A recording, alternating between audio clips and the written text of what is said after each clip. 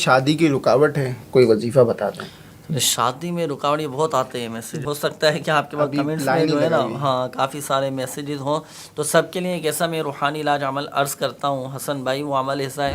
کہ اگر تو یقین کامل ہوا نا 40 دن کے اندر اندر انشاءاللہ عز و جل کام ہو جائے گا۔ یعنی اگر کسی کے رشتوں میں بندش بھی ہوئی نا تو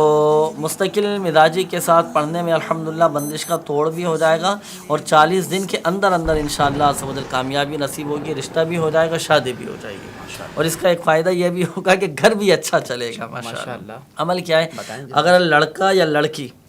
دونوں کے رشتے میں رکاوٹیں ہوں، شادی نہیں ہو رہی ہو، اس میں بندش ہو، یہاں تک کہ بندش کا شبہ بھی ہو نا، تو نماز فجر کے بعد 60 مرتبہ سورۃ التین